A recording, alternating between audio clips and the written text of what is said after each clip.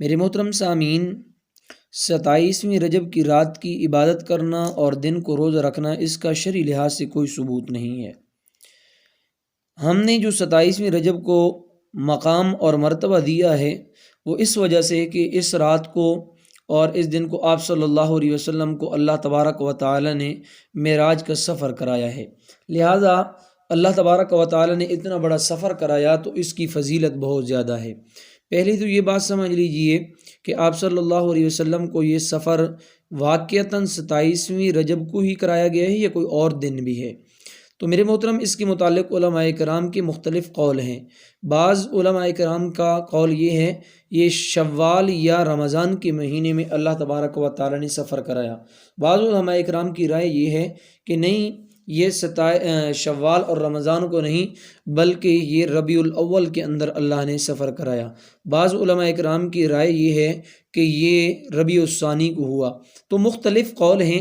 اسی طرح اکثر علماء کرام کی رائے یہی ہے کہ رجب کے مہینے میں ہوا۔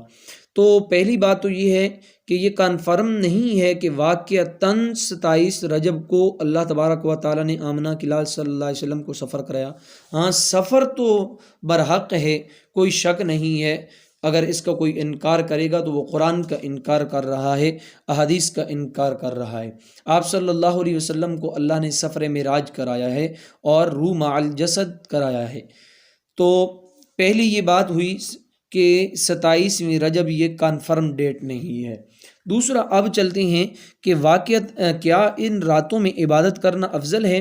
تو میرے محترم، اگر ان راتوں کو عبادت کرنا افضل ہوتا اور دن کو روزہ رکھنا افضل ہوتا تو کہیں احادیث کے اندر آپ صلی اللہ علیہ وسلم نے اس کی فضیلت بیان کی ہوتی، لیکن ذخیرہ احادیث کا مطالعہ آپ کیجئے تو وہاں احادیث سے بھی اس کا کوئی ثبوت نہیں ملتا، اور صحابہ اکرام رضوان اللہ تعالی علیہم کے اجمعین کے نہ قول و فعل سے ہمیں یہ بات ملتی ہے کہ صحابہ اکرام نے 27ویں رجب کو رات کو عبادت کی ہو اور دن کو روزہ رکھا ہو۔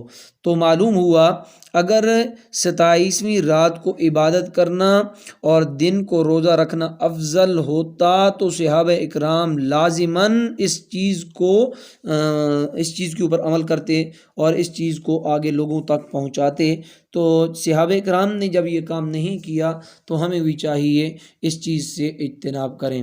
دوسرا، ویسے آپ نفلی روزہ رکھنا چاہتے ہیں رکھیں، لیکن جب آپ اس رات کو اور اس دن کو مخصوص کر کے یہ سمجھیں گے کہ ہمیں ثواب ملے گا تو پھر یاد رکھنا یہ ہماری اپنی طرف سے ایک زائد چیز ہے، وہ بدعت بن جائے گی، اور یہ ثواب کے بجائے ہمیں عذاب تو ملے گا، گناہ تو ملے گا، لیکن ثواب کی امید نہیں ہوگی، اس لیے کہ آمنہ کے لال صلی اللہ علیہ وسلم کے عمل کے خلاف ہمارا عمل جا رہا ہے۔